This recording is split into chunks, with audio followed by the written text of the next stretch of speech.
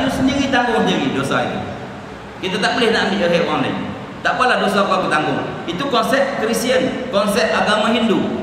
Dia boleh tebus dia di sungai-sungai mana? Islam tak. Islam, you buat problem, you create problem, you take responsible. Islam cukup mudah. You buat salah, you minta dengan Allah SWT. Tak perlu upah orang lain.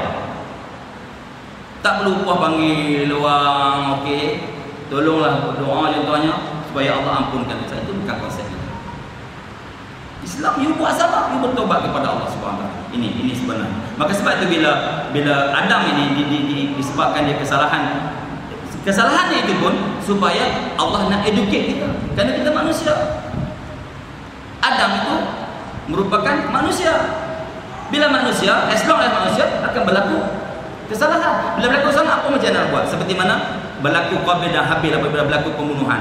Lepas berlaku kematian, apa yang nak buat? Kan Allah turunkan burung bergaduh, Qabil Habil tengok, oh macam ni. Lepas Qabil membunuh Habil, macam mana nak buat? Oh, pergi tengok burung tu, korek, tanam. Tengok, semua itu adalah education, pendidikan supaya kita melihat, learning. Maka sebab itu dalam konteks ini, bila Adam melakukan kesalahan, dia berdoa kepada Allah yang kita berdoa selalu. Rabbana zalamna anfusana wa illam taghfir lana wa tarhamna lanakunanna minal khasirin. Ya Allah, ya Tuhan kami melakukan kezaliman kepada diri kami sendiri. Wa illam taghfir lana wa tarhamna, sekiranya kau tak ampunkan dosa kami dan kau tak kesiankan kepada kami wahai Tuhan, lanakunanna minal khasirin, nescaya kami akan jadi orang yang rugi. Maksudnya kita yang buat salah ni, kita nak tahu salah tak salah tuan-tuan. Ulama memberi garis panduan. Apa yang dikategorikan sebagai dosa, kesalahan? Kita buat, kita berasa bersalah. Dan bila kita buat salah ni, kita tak akan buat secara terang-terangan. Contoh, kita nak main judi, nak pergi tekan nombor ekor, boleh secara relax je, tolong hantar ustaz, drop saya dekat kedai tu nak tekan nombor ekor. Dia mesti malu, pasal dia tahu benda tu salah. Dia nak mencuri, boleh? Dia buat pengumuman, dia nak mencuri, tak boleh. Dia nak buat rasuah, dia kena umum, tak boleh. Sebab dia namanya bawah begini, bawah kapek. Mana kita jangan kamu wala tudlu ilal hukam li ta'kulu fariqan minal amwal. Jangan kamu menyuap dengan rasuah ni. Allah ceritakan selepas ayat berpuasa. Nabi nak gambarkan di sini, maksudnya bila kita rasa kenapa aku perlu sembunyi kepada orang lain, itu merupakan dosa. Cuma dosa ada sama ada dosa kecil ataupun dosa besar. Itu pun ulama membahagikan. Tetapi jumhur ulama mengikut Aiz Abdul Salam mengatakan bahawa dosa itu tak ada pun dosa kecil, dosa besar. Cuma ulama-ulama kita nak bagi kita faham, ini kecil, ini besar. Sebenarnya bila dosa ya neraka sebenarnya. Bila dosa ya neraka. Tapi nak bagi ini kecil boleh sempat lagi bertaubat. Taklah. Itu. Tapi kaedahnya sebenarnya dia kata bila dosa ya kenapa rasa guilty, kenapa rasa bersalah, terus bertaubat kepada Allah Subhanahu wa taala. Itu poin. Maka sebab itu, bila Adam ini dia minta doa macam itu, Allah jawab dengan doa dia. Allah jawab, "Fatalaqa Adamu min rabbih kalimatin fataba alaihi innahu huwat tawwabur rahim." Al-Baqarah ayat 37 yang dibaca oleh Imam kita tadi. Maka maka Allah telah menerima kalimat-kalimat pengajaran daripada Tuhannya. Maka Allah kata fataba alaihi, maka dia kembali bertaubat kepada Allah. Sesungguhnya Allah Maha Pengampun lagi Maha Penyayang. Habis, tamat zakat tu buat dosa-dosa ini. Tapi Kristian, dia follow dosa Adam ini, dia bawa dalam agama dia. Sampai sekarang, you tak boleh tebus dengan agama-agama ini. Dan dibawa oleh agama-agama yang lain yang bukan agama samawi. Dia ada dua. Agama satu agama samawi. Yang ada kitab itu agama samawi. Yang kedua, agama budaya yang dibikin oleh orang lain. Itu agama budaya, Buddha dan sebagainya. Tapi agama samawi, agama kitab yang bergandaskan Injil, Taurat, Zabur dan Al-Quran. Empat-empat ini sahaja yang diiktiraf oleh Allah Subhanahu wa taala. Dalam grup ini juga termasuk di salah satunya ialah Ahlul Kitab. Ahlul Kitab mengikut Imam Ghazali pada zaman dia pun boleh bilang dengan jari Ahlul Kitab. Zaman Imam Ghazali. Sekarang kita claim tu Ahlul Kitab problem. Itu je. Tapi kaedah Islam dah ada. Bila kita keluar negara nanti kita nak makan daging, nak makan apa, tak ada orang ni, boleh di situ claim ahli kitab. Tapi tengoklah suasana itu. Kena jauh sikit, belajar sikit dalam sikit, dia boleh pergi sekali. Kalau tidak, kita tak boleh. Itu. Maka sebab itu, dalam konteks sekarang ni contoh tuan-tuan.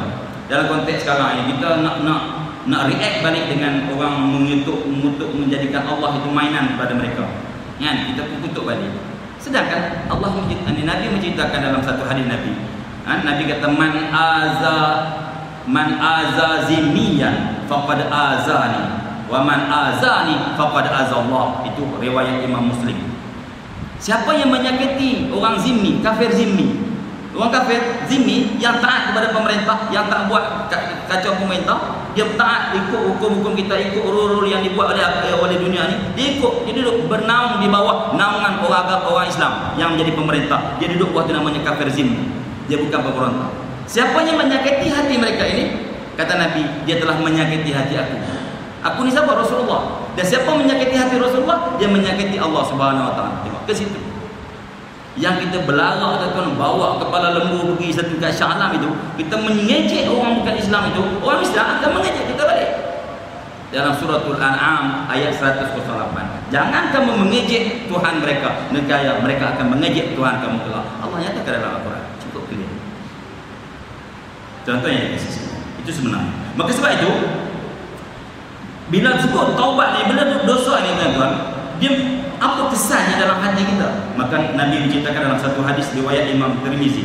Nabi kata innal abda iza akhta'a khati'atahu atahu nukitat fi qalbihi nuktatan fa in huwa nazi'a wastaghfara saqala. Rawahu Tirmizi. Sesungguhnya anak Adam ini ataupun hamba ini apabila dia melakukan satu kesalahan, akan tertulis dalam hatinya satu titik hitam. Nukitat fi qalbihi nuqtatan, satu titik hitam dalam hati. Fa in huwa nazi'a wastaghfara saqala. Apabila dia bertaubat kepada Allah, Allah sinarkan balik hatinya yang telah gelap.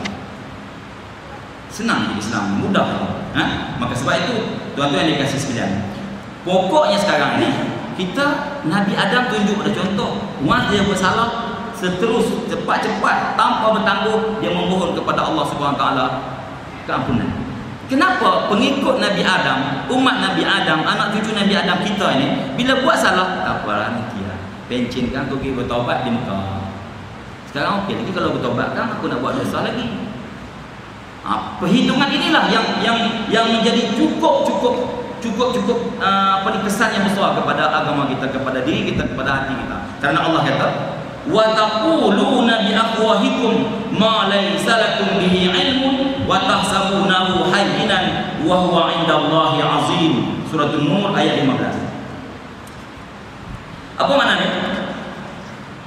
Kami berkata dengan mulut-mulut kamu tentang perkara yang kamu tidak mengetahui, dan kamu menyangka perkara itu kecil pada sisi Allah, sedangkan di sisi Allah cukup besar, azim. Ayat ini turun ketika mana fitnah berlaku kepada Siti Aisyah. Berlaku kepada Siti Aisyah fitnah. Apa ni? Apa Ustaz? Fitnah apa tu?